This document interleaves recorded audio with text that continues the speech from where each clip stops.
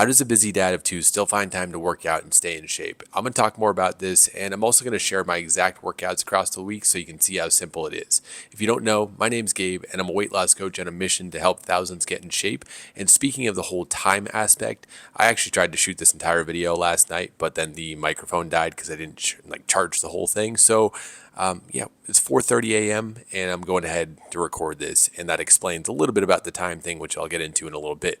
But without further ado, we're going to go right into the workouts. The first workout of the week is push day. So essentially chest, shoulders, and triceps. I could just call it chest, shoulders, and triceps, but push day sounds cooler because it's pushing exercises like, bench and overhead press and all that kind of stuff. And the first thing we did today was bench press because, how much you bench. In my case, not as much as I used to, so we're trying to get that back. And how I approach my workouts is very simple and straightforward. Right now, I'm essentially doing 2 sets of every exercise. That's it. Not the 3, not 4, not 5, not 1, just 2. And my goal is to hit two sets of at least 8 reps. And there's no magical effect of 8 rep sets, but it's just a good goal. So then that way, once I get to 2 sets of 8 reps or more, then I increase the weight and repeat that process again, trying to get 2 sets of 8 or more. And in this case, I actually am down a rep. Last week I did 7 and 5. This week I did 6 and 5. So sometimes that happens. But my main focus is overhead press. And if you notice right now, I'm actually just holding the weight and putting it back on the rack. The reason I'm doing that is to kind of trick my brain into holding heavier weight. So when I go to my working sets, which I'm doing right here at 95 pounds, it feels so much lighter. Now with the 95-pound overhead press, I've been stuck at about 6 reps for months. And I don't know what it is. I'll either do 4 or 5 or 6, but I never really did past 6. And in this case, I actually did 2 sets of 7.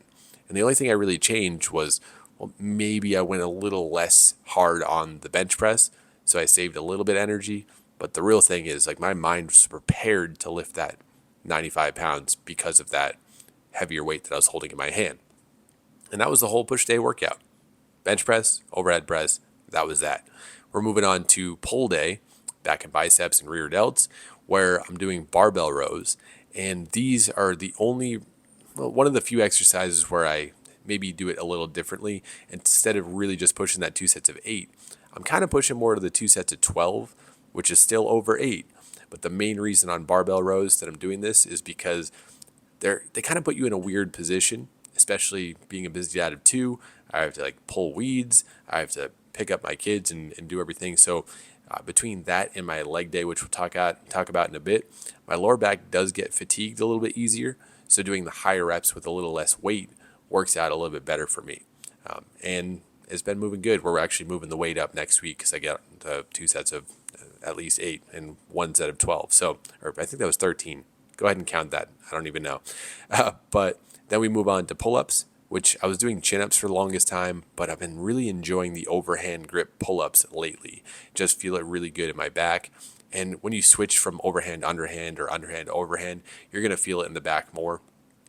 It changes the angle a little bit, enough to, even if you're good at both, if you do one for a long time and then switch to the other, you'll just feel a little bit more in the back. But anyway, we're working on building this up to 2 sets of 8, and then we're going to start adding weight with the weight belt. Just starting with 5 pounds, then going up to 10, 15, maybe 17 and a half. Just do smaller jumps from that point on. And one thing I also want to bring up is the accessory exercises, like for example, the bicep curls you're seeing now, or the ones that I'm supposed to do on the push day, like chest flies and lateral raises. I'm probably doing 1 or 2 sets. I'm saying the 2 sets of 8 or more on the main exercises. But these ones, I don't have a lot of dumbbells. I only have the 25s and the 30s, and building out whole sets incredibly expensive, but I might do it anyway over time. But just kind of doing as many reps as I can, quality reps that I can. Once I start to swing too much or anything like that, I'm definitely going to cut the set there so I can keep it as strict as possible. And in something like this, where I'm doing the 30-pound dumbbells, I'm probably going to have to build this up to 20 or 25 or maybe even 30 reps. Or by that point, I'd probably just go ahead and buy more dumbbells. But anyway, these crossbody curls are something I've recently introduced to my workouts, and I still need to work on them, work on the technique a little bit, but I've been liking them. It's been a good experience, a little bit better than the straight hammer curls in my personal experience right now. So I've been really liking these, and we're going to keep running with these until I get tired of them, maybe switch back to hammer curls. But usually I recommend staying in the same exercise for at least like 4, more likely 6 weeks before you really make a judgment on an exercise. But anyway, we're moving on to the last day of the week, which is leg day. Leg day, just whatever you do with leg day, do something, don't skip it. And in my case here, I got 2 sets of squats, 1 set of Romanian deadlifts, and that was it. Because with my workouts, essentially how I structure them and how I set them up is to be as efficient as possible, but sometimes I still don't have enough time. Because as it stands right now, like once my baby wakes up, my youngest baby, she's an early riser, I take care of her, so like my wife can be available for our toddler, and so she can get some rest because she's full-time mom working 168 hours a week. The least I can do is, help out. That sounds really bad because I love being with my kids. It's more about me being with them than anything else. But we work together on this whole parenting thing, which is how it should be. Anyway, so that's what I do. And in this case, on this workout, I was needed. So I got those 3 sets in, and that was it. But even then, because I do the workouts the way I do, and I have a very specific goal every time I step foot in my home gym, I'm always able to make a little bit of progress. In this squat set here, I got 1 more rep than last week. That was it. No problem. In the case of the Romanian deadlifts, I have to work on my grip, but I was able to get 3 more reps than last week. So that's really good.